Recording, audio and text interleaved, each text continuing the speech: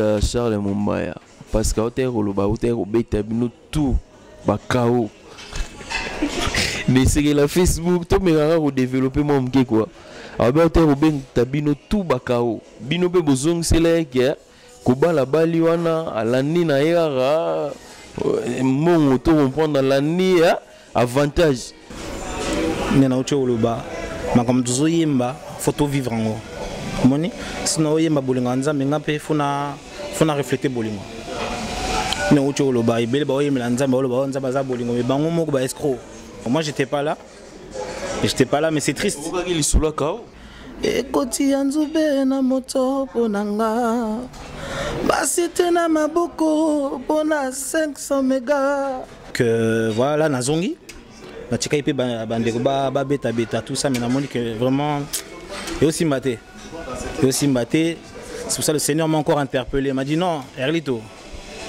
vas-y et aussi mbaté mais après ebele pe baye melanza mbale équipe ba sindi ba l'équipe ba wera o ba fa yo po ga bango ba sindi ba fa mais dans nena yembo yo que Olivier rien à voir pour déjà ngana chanteur et les animateurs déjà c'est pas pareil yondo longo linga na masumu yawe yondo longo linga na mabe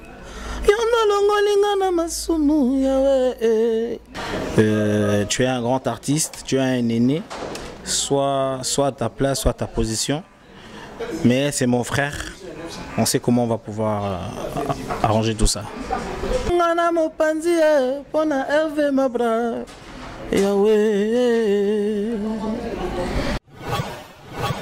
Arnold Nfouma. Mourir de www.congodirect.officiel.net. Bonjour, bonsoir.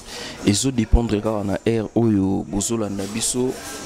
Bozan émission na mino bolingara mingi tsalito o ezala représenté par Ngaye Hervé Mabwada. Et sengoli susu ya romona na ndenge to monani lelo ndenge to bimel bino lelo na ba téléphone na bino ordinateur na bino. Lelo sengozali balobi émission na biso. Salito ito yambi pe o ezali bango monde balobara ba musicien chrétien o toza déjà na artiste musicien chanteur o ayembela nzambe Eliko Vasco o tozo pesa bonsoir Hervé Mabra santé bon stable tout est stable vraiment esengo ero yamba lelo na site na biso merci voilà avant to bana vraiment to kota na mozindo.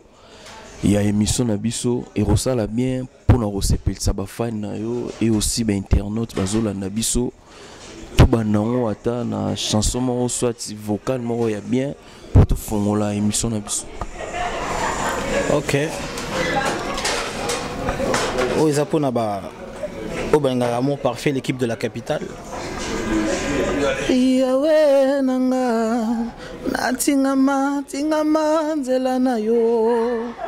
Yondo longo linga na masumu yawe yondo longo linga na mabe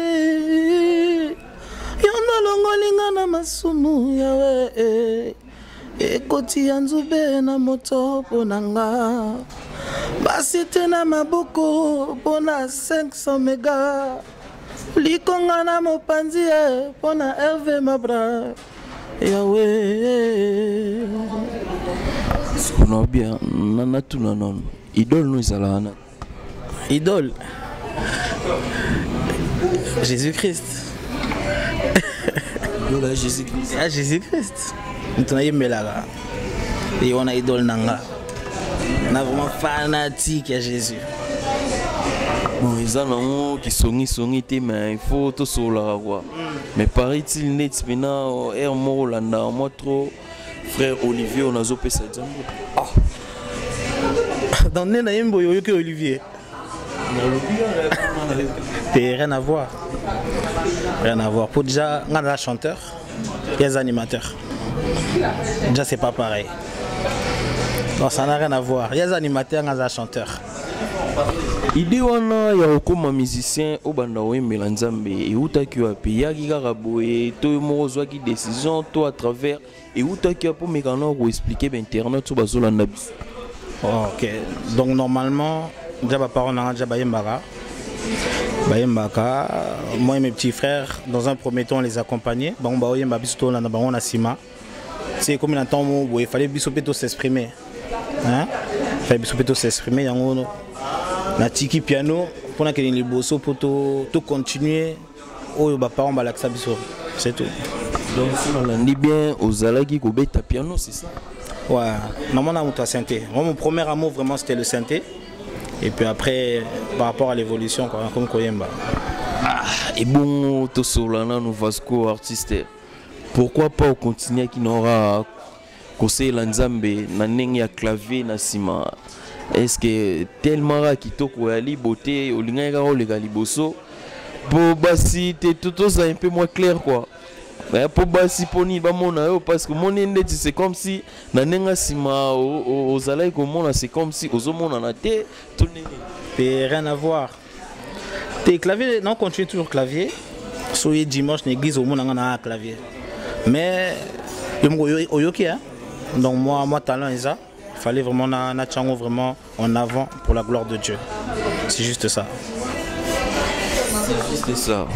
Tozoko ta toujours na muzindo na sima caméra Arnaud Denvouma 500 mégapixels papa swag et bamote lisusu na Nina Show grand prêtre mère depuis Londres biso tozo sola tozoko ba toujours na kati ya lisolo na biso na artiste na biso ba chanson oyo komara parce que na zwa kitan na YouTube na royoka ba chanson na yo ba générique et surtout ba chanson soyemba qui vraiment félicitations mais tolinga ki toyeba ba chanson ana ezalara écrit par yo moko to muta komela yo to muli monem to yela yo que faut comme bobo sala té bon normalement nga moko parlait du Saint-Esprit pour néoloba qui n'est bandelinga za chanteur chrétien.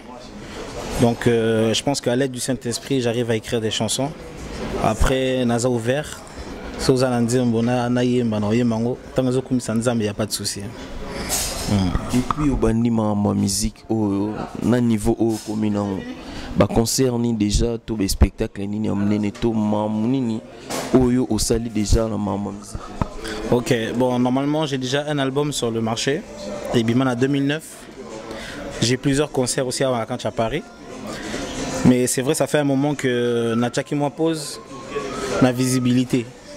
Ça ne veut pas dire que je faisais rien, mais la visibilité Natchaki moi pose comme Belé, Kobala, etc. Moi stabilité pour Taka Sozo Yemba, ma comme stabilité, yo me refuse à la stable. Pour Belé, bah Yemba stabilité, mais bah stabilité. Bah Yemba bolingo, mbazana bolingo té. Vous comprenez? Donc c'est très important. Sozo Yemba lanza, mais c'est comme Sozo Yemba au refléter en haut, na misala. Donc voilà, Nazongi. Na tika ipe bandeko ba beta beta tout ça, mais na moni que vraiment et aussi mbaté.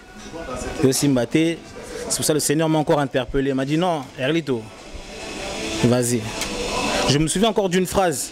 Mon vieux, le frère Blaise Manzambi. Il m'a dit Erlito neza boye oyebi chaque mboka ezakana mokonzi nango. Je dis ah vieux, comme zoloba. Mais je pense que ça m'a aidé, hein, comprendre. C'est vrai que j'ai pris du temps, mais aujourd'hui je suis sûr de moi. Et on a zongi. C'est ça. C'est ça, Ozongi, Balobi.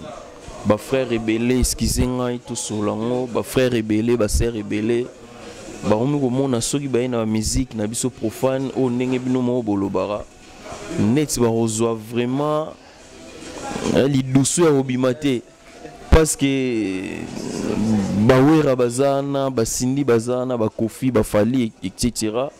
ya ngone belé ba roma na ba roya ba sela na ba yembela nzambe mais au fond na bango qui bonzambe zate. Est-ce que pour nous Erlito plutôt toye baneni ke oyazo se la nzambe ya solo na oyazo se la nzambe ya lokuta. Alors Bible lobby toye babango na misa na bango nena ocho oloba ma comme tuzo yemba photo vivre ngo moni sino yemba bolinga nzambe ngape funa refléter bolingo ne ocho oloba ibele ba yemela nzambe oloba nzambe za bolingo me bango moko ba escroc aussi mbaté. Mais après ebele pe baye melanza mbale équipe ba Sindi. Ba l'équipe ba wera o ba fali. Yo po ga bango ba Sindi ba fali. Mais tout vivre dans le monde moko. Tu vois? Le problème c'est quoi? C'est que Nimi no pena. De quoi? Parce que belé ba bango te mais yo nimi. Le problème c'est quoi? Même si on dirait que les chrétiens battent na mapata, et même si na mabélé. Nous tous on est là. J'ai de la famille, tout na ba fête, etc. Donc voilà, comme là toi na quatre restaurant, tout kandoulé. Tu vois, c'est rien. C'est rien. Mais ebele pe baliki bango, ebele baliki ba Sindi. Hein? Par exemple, comme c'est ebele, Muriel qui a la leki Sindi na musika. So yoki do aleki na musika. Hein? Marie de Mata Dialé qui est dans la musique. Bah Aurélie m'a voué là. C'est rien ça. C'est rien, c'est rien. Petit à petit, toujours évoluer. Maramango, Maramango, toujours ezalara. Est-ce que Erlito, générique, nous monter bêta stabilité? Est-ce que nous voyons un instrument? Est-ce que nous sommes conscients que l'instrument au travail de frère mon père et mon nene assez la encore la mélancolo la ninga ba ya bakine nani wana tout nio. Est-ce que yo mo yebi parce que l'air na yo ka une chanson na stabilité na yo qui instrument na betia ngai mo na kinda ngba mo na frère wana. Est-ce que yo mo zo yeba tenga yeba te ils sont là sur ma caméra, tout na solonce. Et solango poele ka. Apparemment d'étudier au copier qui n'a frère Patrice. Frère Patrice. Ah bon? Bah t'as bien. Frère Patrice t'as bien non? C'est bon. Clavier au bêta qui a un style au bimisa qui n'a chanson na stabilité. Donc c'est du frère Patrice quoi. C'est du frère Patrice. Ouais bon c'est bon ça paye. Les AP bon c'est une fierté pour moi sur le bandengwana. C'est bon. Est-ce qu'il est qui en ou pas? Le plus important est ça. Beaucoup de kolo. Donc voilà. C'est ça. Ouais. Bon, à part ça, est-ce que entre Binopé, apparemment c'est comme si vous allez en la guerre? Ah. Oui, ça va. Bien sûr. Kozong c'est là. Question. Question réponse et puis tout le monde a question dans internet s'il te plaît. Apparemment on a tout net bino na bino bon la barando ba guerre d'esprit. Bon normalement non. Normalement non mais bon, cause en groupe toi batu. L'air Sigo frère Olivier l'air à l'Obarcel contre tous. Bino bozo mbelanzambe. Oiza nango ke lilobanzambe ne bobeya ki nango ofele. Mais là, on a un niveau le bac seul contre tous. C'est comme si net voilà ouais. Yango makambo autour kinga tout à l'heure c'était très important. Parce que bansu boye melancolo mais comment on va savoir ceux qui baza ya solo ou ya soloté? Donc ni on est là frère wana na katioté ah soloté. Seul contre tous. Bon, il y a quoi ça va bagarre rebelle hein. Ça bagarre rebelle mais bon. Donc on est de comprendre que ningo lobby frère Olivier Zolanda biso de on biso élire to lobby que yo ozano nzambe te c'est ça. Te lobby ka to yeba on a ba misala. Parce que misala na ezanini soit seul contre tous. Ngana habité. Pour ça ya pour sangsa biso. Parce qu'il y a ça seul contre tous. Parce que ça y a des nani. Naza sir bino mona banda obozui ba réponse nango. To sauter page to les gâteaux na biso mamba polémique te mais naza sir bo comprendre nango. Ba relation ni nango bien aux ala on a opina na frère Olivier. Bon bah relation normale hein, Aza frère. Bah relation normale sans plus. Sans plus mais c'est mon frère. Et bon on a hommage à Charles Mumbaya parce que hôtel Oloba hôtel Obeta bino tout ba KO. Mais c'est que la Facebook to me rara au développer mon mke quoi. Aba hôtel Obeng tabino tout ba KO. Bino be bozong c'est là que ko bala bali wana alani na yara mon auto comprendre l'année avantage parce que on a tout ni ba blo bon relation na bien yo ça la Sans plus. Hein. Attends, KO à Betty. Bon, moi j'étais pas là. J'étais pas là, mais c'est triste. Nayoka qui m'a monagité. Bon, c'est une chose. Comment on a fait les enfants. Mais c'est mon frère. Ah, ta musique est bien. Ta musique est bien. Moi, mon problème, c'est que je pour sa stabilité. Parce que normalement, il y a trop de. Hein, par-ci, par-là, parti pris. Hein, on n'est pas là pour ça. On n'est pas là pour ça. Donc là où ils sont, est-ce que les vrais serviteurs, comment on va les reconnaître? C'est par leurs fruits. Tu vois, moi, si j'étais là, je suis 5 sabango. Et ben on va aller bolingoter. Donc yo mo yebi que entre bino surtout en France bolingozate donc on a un esprit au 5 sabango tout. Normalement, pour vraiment il y a 2 ou 3 ans dans vraiment une vision que le Seigneur m'a donnée. Une vision que le Seigneur m'a donnée de nous réunir. Pour histoire yaki, avec quoi 5 sabiso. Mais comme tout le monde dans les lots, franchement c'est triste, ça fait mal au cœur. C'est triste. Mais Bazaba est né. On leur donne beaucoup de respect, mais au Italie vraiment Makamanda, mais vraiment faut faire la part des choses. Tu vois, faut arrêter de dire seul contre tout. Ça c'est des choses que c'est pas les fruits de l'esprit. Tu vois, ça pas. Oui, esprit so te pour tous les cannabis marambunae devant caméra, sous peut-être aux attentes et aux émissions soki. Il y a roté Zali par rapport à Malobane, celle contre tous par rapport au roté à frère Olivier. Non, moi tout ce que je peux dire, c'est Bolingo et les Kaibélé. Hein? Bolingo et les Kaibélé. Tu es un grand artiste, tu es un aîné, soit à ta place, soit à ta position. Mais c'est mon frère, on sait comment on va pouvoir arranger tout ça. Tout mon événement mené en bozo préparé thème ça l'église c'est quoi mais pourquoi non nous t'aimons? Pourquoi? Parce que au jour d'aujourd'hui l'église est trop menacée. Trop menacée, tous battu c'est qui le vrai, c'est qui le faux et rôle à l'église, hein, surtout rôle à l'église. On a du mal à le voir. Tu vois?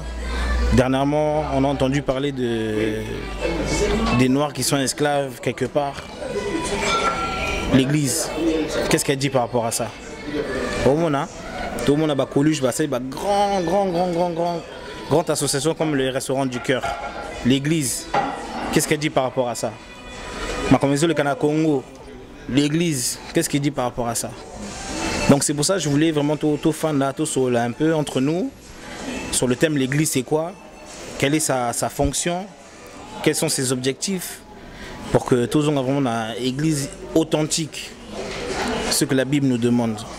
Voilà, l'éviter ceux qui prennent aux mois tout en détail au PCF sur le programme non nous avons déjà le 7 avril 2018 à partir de 15h30 19h. Non, il y aura beaucoup d'amis qui seront là. C'est une conférence en fait où il y aura des invités qui vont nous apporter leur dissertation par rapport au thème. Après il y aura possibilité que le public ait posé des questions sur Obaoté Abisso, puis tout développer. Mais il y aura aussi de la musique. Donc il y aura le frère Francis qui sera là, les frères Flumo Modi qui sera là, il y aura plein d'amis qui seront là pour pouvoir aussi agrémenter. Et Nassou Kapé Makolia aux Ala. Les gratuits, entrée gratuite. Entrée gratuite, donc ouvert pour tout le monde. Aux Ala musulmans, aux Ala chinois, aux Ala Soginini, c'est ouvert à tout le monde. Vraiment très cher internaute, tu expliquais bien les événements où ils ont amené les bisomos déjà, Trozalana, Trozaba image, Naneng toujours au Messana, Kozelamino ba image, artiste bisoto comme l'impression na souka lisolo par rapport neto soli, torti le micro, soki au lobeza, au lobby, et puis sope au yemba, eza au yembe, et puis tout kabwana biso wana quoi. Merci. Ouais, pas de souci, merci. La Pessimbo t'es déjà pas, il y a la fleur d'amour, Amanda Vasco, ainsi que mes enfants, Hermanciana, Marlon Vasco. La Bossanité, couple Kiala, couple Kio, couple Matadi, couple Kabwe. Mon pasteur, l'évangéliste Prosper Chimanga. Donc vous tous qui me soutenez, l'apôtre Langa, ainsi que maman Eli, je vous aime. À vous tous, je vous donne l'invitation L'invitation, c'est pour le 7 avril pour moment d'intimité. Et par la suite, le 7 juillet, donc c'est le comeback, grand concert, l'équipe de la capitale, dans la capitale.